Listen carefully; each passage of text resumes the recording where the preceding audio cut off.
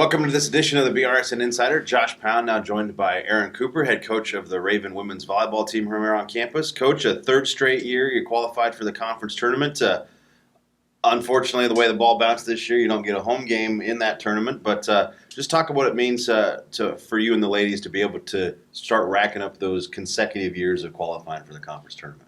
Yeah, it goes to prove the determination and the culture of the program, how it's switching more to a winning mentality, a competitive mentality, like the rest of the campus here, which I think that something that Benedictine prides itself on is how competitive we are in all of our sports, and we continue to build that in volleyball. Right now, really, the conference, when you look at the standings and the tournament bracket, it's Grandview, Central Methodist, the clear 1 and 2, and then everybody else. It's got to feel pretty good, even though you're the 8 seed, knowing that it's a wide open tournament and anybody has a chance to win. Yeah, the saying "any given day" is definitely true in the heart in the volleyball world, and that's why it's exciting for us on Saturday, because it is any given day. Grandview has had a loss this year. They have had their moments, and so let's hopefully that we can come in and capitalize on a moment for us.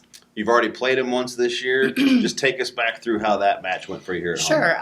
We didn't have our legs underneath us. I think that game. I think the fact that Grandview was they had uniforms on that said Grandview, I think was a little bit intimidating at the time.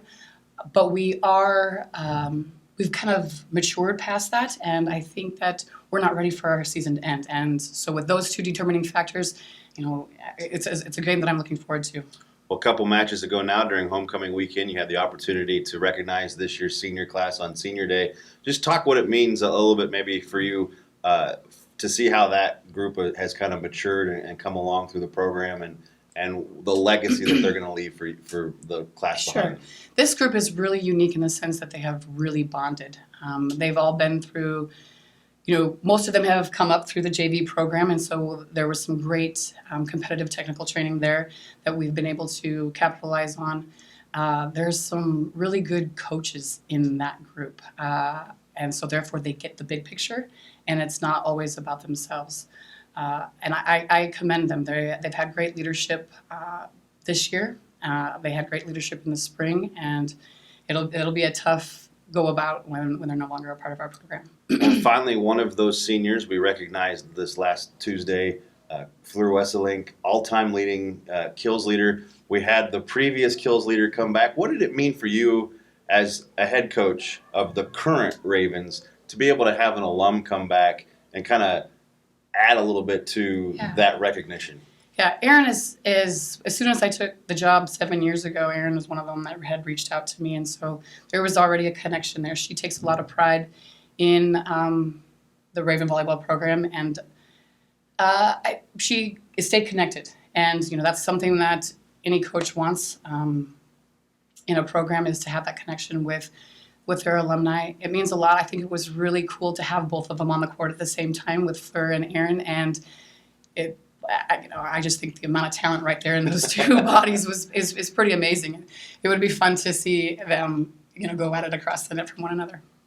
Well, Coach Cooper and her Ravens will be on the road. They'll travel to Des Moines on Saturday. That'll be a 4 o'clock start to that match. So check out ravenathletics.com for live links if you're not able to make it up. Shakespeare once said, "Some are born great, and some have greatness thrust upon them. The rest of us," he said, "have to achieve greatness." We know exactly what he means. Be not afraid of greatness. Achieve it. Benedictine College, where greatness begins. Welcome back to the BRSN Insider, now joined by head coach John Sosa, the men's soccer team. Coach, seems like forever ago that you guys wrapped up the regular season, but a strong win down at Evangel that allowed you guys to move up to the number 6 seed, and you'll go to Grandview on this Friday. Just talk about how the home stretch went for your guys this season. I think it was obviously overall was a challenging season for us with a couple of bad results here and there, but we managed to put things together and found the best soccer out of the whole year towards the end of the season. Obviously, we got a chance to go to Evangel. We were missing a couple of players due to injury, but some guys got the opportunity to step up, and we came up with a good result. So you finished the regular season, at 8-7-3 overall. You mentioned that not the results that you guys were looking for. What was maybe one or two things that you can point at that maybe was the difference between what you guys had anticipated doing and then what ended up being the outcome of the regular season? Goal scoring. Goal scoring. I mean, we gave up a lot of games due to that, right? So we created opportunities at the beginning of the season. We started a little bit slower, struggling in the offensive third. We put in the work to get better in that area of the game, and we did. We just couldn't finish chances. But as a coach, you know that something is working properly when you increase the amount of opportunities that you create. So going into postseason, we know we're gonna create opportunities. We're working, well in the attacking third now.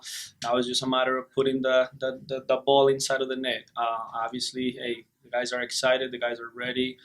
We're working, so we have a good 3 more days of work before we get to that stage. And that's obviously our main emphasis, right? Put the ball in the net. So Danny Berry and Adam Bruce get you all conference recognition this season. Just talk about what those two men have meant to your program this season. Oh, great kids, great leaders on and off the field. Not only that, obviously they're quality players, probably some of the best players in the whole league. And they had a good season overall. Obviously, our stats sometimes don't reflect, what they do on the field. But I was happy to see that the overall conference and every other team was able to recognize what they do for us because they're great players. Only getting the 2 guys, was that a little bit of a surprise, or was that kind of what you had anticipated based off of how the season results went? Yeah, unfortunately, as a coach, I'm biased, and I think we deserve to have way more guys, recognized. But yeah, like you said, I mean, obviously we finished in 6th place. Our stats don't reflect too well in some areas of the game, especially in the scoring wise. So I know we have very talented, strikers. I know we have, guys that work in the offensive third that are very talented, very good players. But unfortunately, the stats didn't help them at all. But it's okay. We rather go in this situation going into postseason because that makes the guys more hungry.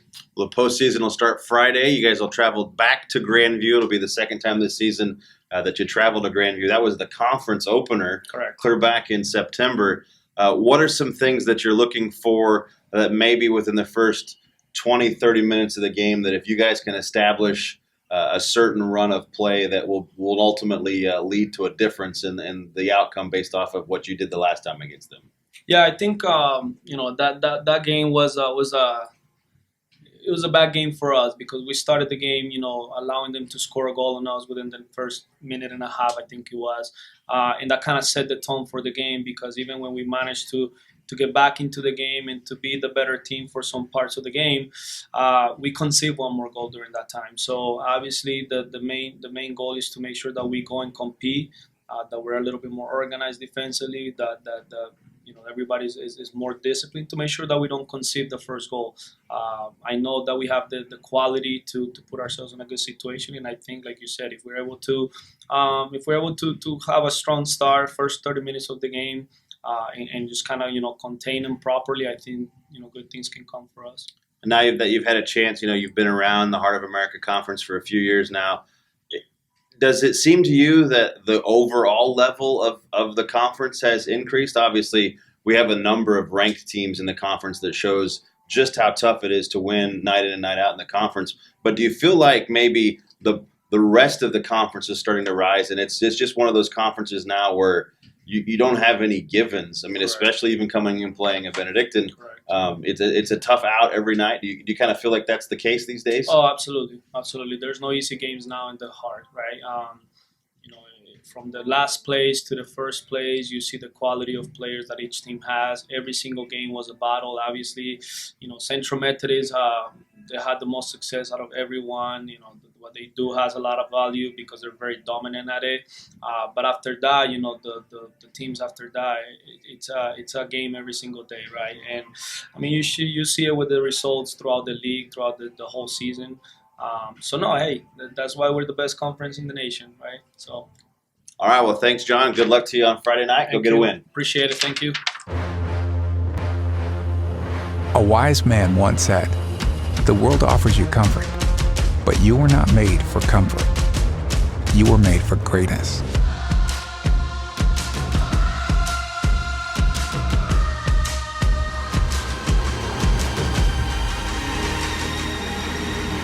Discover what you were made for. Benedictine College, where greatness begins. Welcome into the latest edition of the BRSN Insider. Josh Pound, joined now by head coach Lincoln Roblee of the Raven women's soccer team. Coach, seems like an eternity ago that you guys actually stepped out on a field for a match, but that's a good thing because that means it's postseason time. Yeah. So you qualify this year for the postseason as the number 3 team in the conference. Just to talk about how the team wrapped up the season this year. Although we finished strong, we had last couple of games we played Clover Stockton and got a good win for homecoming senior night, and then went on the road and played at Evangel, had a strong win there. We wanted to finish up the regular season strong, going into postseason with momentum, and I'm really proud of how we played, and we're excited about this Saturday.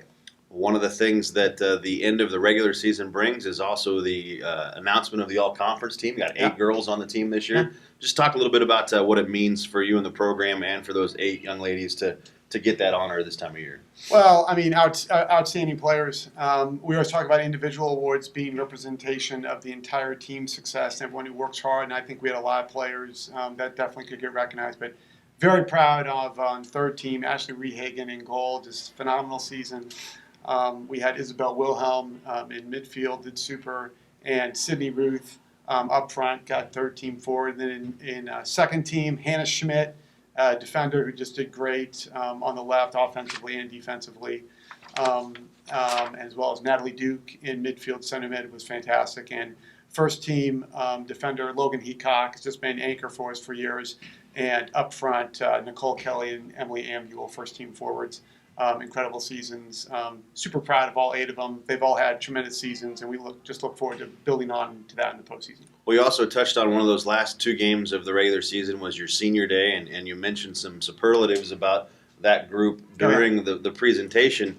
But, it's to sustain what your program has been able to do, it's probably a lot tougher than what it was to get it to where it is now. Just talk about what it means for you to see this group of seniors particularly, because it's a big group of seniors that not all of them have been key figures their entire career. It's a mix of girls that have played a lot and girls that are playing a lot more now. So just talk about what that means for you to see them come together this year.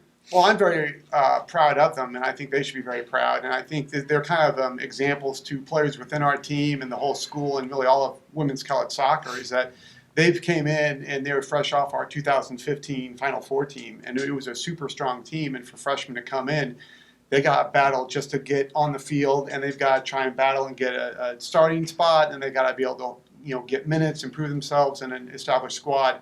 And they came in, and every single year just got stronger and stronger and stronger to where when they're seniors, I mean the players that we just mentioned, and including Maisie Lurie and Kat Reese and. I don't know if we mentioned all of them, but I mean, they're just phenomenal. And I think one of the stats that you mentioned that we talked about in senior day is that this group, we had the most goals ever for a class were the 2015 Final Four senior class that joined Francesca and Ashley Chandler. So they had 103 goals. And then the fall of 2008 team, which was phenomenal, the Flock, they had 103 goals. They both had 103 goals. That is crazy for a class. This class right now has something like 145 goals or something crazy like that. And they had 140 going into their last 2 games, and they've got all 5. So we've got 145 with that class. For a class to get 145 goals, and we're still going just shows you the talent and ability and dedication and work, and that's just gone up every single year. So yeah, fantastic players, great work rate, and great commitment, and people that you really want to have your team build around. And they've set an example for our juniors, sophomores, freshmen, et cetera, and they're going to continue to do the same thing. A lot of what they've done right now and their success is, they've learned from the, Liz Infants, Rosie McShane's, Molly Schmitz, et cetera, all these people who have gone before them, worked hard, and helped guide them and show them a way to do things, and they've continued to excel. But phenomenal group of players that have really helped us be successful for many years.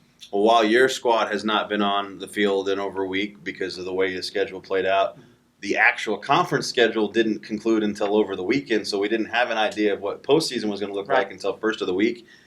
You got Baker now. They're going to come in to the Legacy Field on Saturday night at 7:30. A match that you guys dropped at Baker, but it's also a situation where this is the fourth time in the last 5 years you'll have faced Baker twice in the same season. How about that? Just a lot of games in a short amount of time against the same school. Just take us back maybe a little bit and talk about some things that didn't go right during that loss down at Baker, and then some things that you're looking forward to your team taking into the tournament. Well, when we played them, it's one of those things we were just a little bit off, and a lot of little small things kind of led to a result we didn't want. We weren't, overly just like, it was just all a disaster. We were fine. We had a goal called back for offside. We missed a couple opportunities then early, and then we didn't take advantage of opportunities. Then we had to play. We were down a player. They got a goal, and we just weren't able to kind of get through. But after that game, it was obviously a game that we didn't want to go our way. But I knew that, hey, this is what happens. Baker's a good team. We're in a very competitive conference. Very few teams can get through without having struggles, whether it be in a game or a half or something like that. And I've said this to people. We've won, going into the season, we'd won 9 of the previous 10 conference regular season or conference tournaments. Those aren't easy. Every single one of them was a fight. And the year we got to the year we came in second, the year we didn't win it, we got the national championship game. And that year we had 2 losses and 2 ties in conference. Our conference, as you know, and everybody knows in all sports, is an absolute beast. And so we try and just say, what did we do and how can we get better? We know our opposition is going to be good in every round, in any game that we play within the Heart of America Conference. We have to be at our best to do so, and we just want to be better than we were last time. So finally, what do you do is it a recovery? Is it you still kind of train normally, or how do things change, when you do get such a long period of time off from the end of the regular season and the start of the tournament? We call them PSPs. We call them postseason practices. We number them off, and the longer we go, the more PSPs we get. And our last one, we want it to be in Orange Beach. And we've been doing this, and we know how long it is. We schedule the week, and we did some things. We'll do some things every day of this week, and we did things Monday that are different than Tuesday. Wednesday, we're going to do something different. We'll talk about off air. Thursday, Friday. So we just kind of prepare. So we just kind of gear the team up, and we don't do the same thing every day, but we try and make sure that we hit points every day and focus on something a little bit different so that we'll be prepared for Saturday. All right, thanks a lot, Coach. The Ravens will take on Baker University at 7:30 Saturday night out on Legacy Field. Hope to see everybody there. A wise man once said, "The world offers you comfort, but you were not made for comfort. You were made for greatness."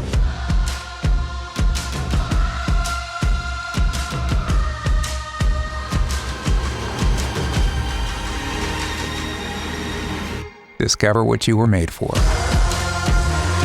Benedictine College, where greatness begins. Now joined by Director of Cross Country and Track and Field, Henry Brunn, here on the latest edition of the BRSN Insider. And Coach, it's that time of year. It's the postseason. It's the build-up. It's what everybody trains for all year long. Just talk to us a little bit about how the team feels going into this all-important, all-conference meet here this weekend. It's been an up and down season. We started off really well. The summer base training that we had done set us up for some success early. Injuries have prevented us from the mid part of the season up until maybe a couple of weeks ago here to really compete to the level that we wanted to, but we've kind of turned a corner and gone in the right direction. We raced at NAI mid-states. Did really well there, dropped our team average significantly on both sides. And going into this weekend, it's the all or nothing mentality. You win conference, you get to go to nationals. If you don't win, the season's over, and you get a couple weeks to reset and kind of get ready for the track and field season. On the women's side, I think we have a legitimate shot at taking the title. I know that Melanie Cozy's only raced once this season. She's been plagued with little injuries here and there, and so we got one race in just to see where we were at earlier this season, but we knew it was for the best for her just to kind of rest until this point in time this season. That she's a national caliber contender. She's a 4-time national qualifier in cross country and track. She's a gamer. She's going to show up on Saturday. She's going to perform. In her absence, it was great to see a lot of people step up. Our freshman class has been phenomenal. The 5 women that we brought in, Caroline Cobo and Isabella Guerra are incredible to the team, stepping up early in their careers for us. And then senior Kathleen Joyce has been great as a leader and kind of bringing everybody together and letting them know that in Mel's absence, we still have to do what we need to do so we can put her on the course with them, that maybe we have a recipe for success. It's going to be really close between us, Mount Mercy, and Baker. And the winner's going to be able to go to the national meet, and no matter how close you are to second place, based off of the national rankings and those type of things the last few weeks, you're sitting at home, unless you're an individual who's going to be in the top 10 or top 12. On the men's side, we've been trying to find our identity this season. Last year we were conference champs. 4 of those 7 who went to the national meet aren't on our team anymore. They graduated. And so it's those 3 returners who are stepping up, and they're more of silent leaders, so we've been trying to pull it out of them one way or another. We have another good freshman class on the men's side, and they've been doing some things, led by Melanie's little brother, Kaz. And as a freshman, he's really stepped up and done well. But it's been, a story of the upperclassmen trying to figure out what their identity is now that those seniors from last year have gone and how they need to fill those shoes. JV's got to become varsity sometime, and they're realizing that transition this year. So even though the rankings kind of have us buried at like 5th or 6th, I think that we could potentially pull out a top 3, if not a second-place finish at the conference meet. And I think there's a couple guys who are on the radar that should be able to qualify for nationals. So it'll be an interesting weekend for sure. Well, this will be the 3rd time that you've run on this course, correct? Right. You did the early season one, about middle season, and Right. now at the end. What's the course like? How does it play out compared to maybe some of the other courses that you guys routinely race at? So it's not nearly as flat as any course that the majority of the conference is raced on. There's not really one flat surface for them to run on. It's all uneven. It's a zigzag kind of course. There's not multiple loops, but there's, I'd say, maybe 2 loops on the women's side, or 1.5 and 3 on the men's side. There's a really unforgiving hill about 2 miles into the race for the women. The men see that hill 3 times. The women see it once, but they see it in the last, mile of the race. So it's mentally preparing ourselves for that moment in the race and what we want to do before that moment to set ourselves up for that moment, and what we're doing after that moment to close. The last straightaway is probably a 1/4 mile straight. So it's trying to put some pieces together and understanding that the last 1/4 mile things need to be shifted. We need to be shifting gears, body language, and the championship needs to be on the mindset, of course, throughout the whole race, but most importantly when we're finishing the race. So I kind of gave the analogy to our team as if we were like F1 race car drivers. How those guys memorize every course and crevice of their course before they race, so that they know what to anticipate before they even see it. With us going 2 times before, it is that scenario. We've seen it twice. There are a couple teams in the conference who've gone. Obviously, CMU is hosting, so they've seen it. Baker's gone before. Missouri Valley's gone before. But I think we have that advantage because we've gone a couple times. And if we can go in with that kind of mindset of we know this place a lot better than most, we might have a chance to have a smaller advantage, on other teams at the course. Now, how much will you get a chance to maybe feel it out day before? That's obviously something you don't get to do for every meet that you go to, but conference of being as big as it is, do they give you an opportunity to maybe see how maybe the footing has changed since the last couple times you've raced out there? Yeah, so we're going to go on Friday. We're going to send the squad out, and they're going to be able to go do a run-through on the course Friday evening before the Saturday morning race. And it's good to be able to do that just because I remember the first time that we went this season, it was after a rain. So it was very muddy, sloppy, you couldn't really get your grounds. So you weren't so focused on some things because you were primarily focused on the ground not being that stable. The mid-season race that they had and that we went to, it was a lot firmer of a course, so we were actually be able to feel it out a bit better. And I mean, with temperatures changing and leaves, and there's so many different variables going on. And I mean, even one variable I didn't really consider until the last time we went is they had 2 sinkholes out there, and they've got them marked. And you just want to see what you're getting into and what's the path of least resistance if you're going to be out there. You got to race smart to win. So going out there on Friday is going to be good for us. Getting back out there Saturday morning just to kind of get a warm up and everything. And then we're actually bringing some track and field fans from the track and field team out there to watch and cheer them on Saturday morning. And then we're going to get online and we're just going to go for it. How important is that to have? I mean, obviously, a lot of parents travel, and you do get a handful of students. It's not like it's not going to be like it was a year ago with a big home crowd when we hosted the meet. So, how important is it to strategically place some of those, as you said, track athletes along the course just to kind of be there so that they can hear that familiar voice as they go throughout? I think it humanizes the whole thing. And when you're out there and you're running against 100 other competitors at this meet, and it's not your home course, you drove 3 hours to get here, you might be a little tired, you ate a funky breakfast, it's not your typical breakfast, and everything's on the line, it just kind of humanizes it and brings it back home when you see one of your roommate who's on the track team who's out there. Or, Coach Davis is at mile 1. Great, you're on pace. It's affirmation. Okay, I'm doing what I need to do. At 2 miles in, you hear me. It's time to go. On that last straightaway, you've got everybody who's in the red and black out there screaming. Baker's in front of you. Go after Baker, CMU, or whatever. Right. It kind of it heightens the sense of competitiveness, and it really kind of brings out the best in them. And you're right. It's not going to be like last year where there were nearly 1,000 people out here on this course, and the majority of them were our fans. And so for our men to pull off what they did, it took a lot of that to happen. But in the same token, I think that we're going to be put in an environment where there's going to be people there who are going to support us. And as long as they're locked in, they know what they're listening for, and they know what they're feeling out on the course, and they know what they're racing for, we might come out with some really good performances this weekend, hopefully a women's conference title. Well, good luck to Coach Brunn and the Ravens. They'll be heading to Fayette, Missouri for the 2019 Heart Championship on Saturday morning.